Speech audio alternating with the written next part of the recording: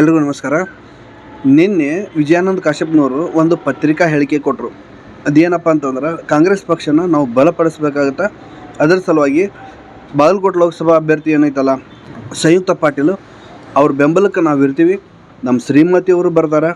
ಆಮೇಲೆ ಹೆಣ್ಮಕ್ಳಾಗಿರೋದ್ರಿಂದ ಸ್ವಲ್ಪ ಮನಸ್ಸಿಗೆ ಹಚ್ಕೊಂಡ್ರೆ 1-2-4 ದಿವಸ ಆದಮೇಲೆ ಅವರು ಬರ್ತಾರೆ.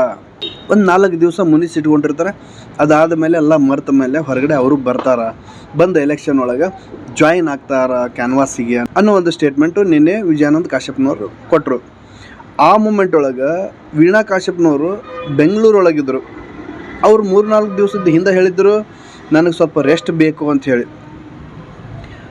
ಆ ಪ್ರಕಾರ ಅವ್ರು ರೆಸ್ಟ್ ಒಳಗಿದ್ದಾಗ ಮೀಡಿಯಾದವರು ವೀಣಾ ಕಾಶ್ಯಪ್ನವ್ರಿಗೆ ಪ್ರಶ್ನೆ ಹಾಕ್ತಾರೆ, ನಿಮ್ಮ ಹಸ್ಬೆಂಡ್ ಅಂದರೆ ವಿಜಯಾನಂದ ಕಾಶ್ಯಪ್ನವರು ಈ ಥರ ಹೇಳಿಕೆ ಕೊಡ್ತಾರಲ್ಲ ಏನಿದು ಅಂತ ಕೇಳ್ತಾರೆ.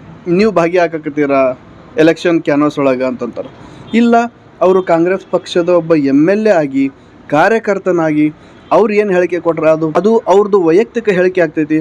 ಆ ಹೇಳಿಕೆಗೂ ನನಗೂ ಸಂಬಂಧ ಇಲ್ಲ. ನಾನು ಇನ್ನೂ ಬದ್ಧ ಅದೀನಿ. ಪಾಟೀಲ್ ಅವರಿಗೆ ಸಪೋರ್ಟ್ ಮಾಡೋದಿಲ್ಲ. ನಾನು ಇನ್ನೊಮ್ಮೆ ಸಮಾವೇಶ ಕರಿತೀನಿ, ಬೂತ್ ಮಟ್ಟದ ಸಮಾವೇಶ ಕರಿತೀನಿ. ಅಭಿಮಾನಿಗಳಿಗೆ ಮತ್ತು ಕಾರ್ಯಕರ್ತರಿಗೆ ನಾನು ಮಾತಾಡ್ತೀನಿ. ಅವರ ಇನ್ನೊಂದು ಬಿಟ್ಟು ಇನ್ನೊಂದು ಅಭಿಪ್ರಾಯ ತೊಗೊಂಡು ನಾನು ಫೈನಲ್ ಆಗಿ ಏನು ಅನ್ನೋದು ವಿಚಾರ ಮಾಡ್ತೀನಿ, ಡಿಸ್ಕಸ್ ಮಾಡ್ತೀನಿ ಅವ್ರ ಜೊತೆ ಅನ್ನೋ ಮಾತಂದ್ರೆ. ಬಹುಶಃ ಅವ್ರು ಹೇಳೋ ಒಂದು ಸ್ಟೈಲು ಅಂದರೆ ಟೋನ್ ಹೆಂಗೈತಪ್ಪ ಅಂತಂದ್ರೆ, ಅವರು ಇಂಡಿಪೆಂಡಾಗಿ ಕಂಟೆಸ್ಟ್ ಮಾಡೋ ಎಲ್ಲ ಸರ್ಕಮ್ಟನ್ಸು ಇಲ್ಲೇ ಕಾಣಕತ್ತವು.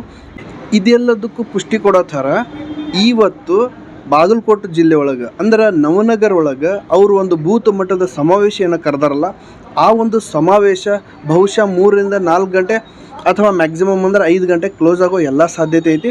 ಅದನ್ನು ಕ್ಲೋಸ್ ಆದಮೇಲೆ ಅವ್ರು ಏನು ಹೇಳಿಕೆ ಕೊಡ್ತಾರ ಅಥವಾ ಅವ್ರು ಯಾವುದಕ್ಕೆ ಬದ್ಧರಾಗ್ಯಾರ ಅಥವಾ ಅವರು ಇಂಡಿಪೆಂಡಾಗಿ ಕಂಟೆಸ್ಟ್ ಮಾಡ್ತಾರ ಎಲೆಕ್ಷನ್ ಅನ್ನೋದನ್ನು ಮುಂದಿನ ಮತ್ತೆ ಬೇರೆ ಒಂದು ಸುದ್ದಿ ಜೊತೆಗೆ ನೋಡೋಣಂತ. ಅಲ್ಲಿವರೆಗೂ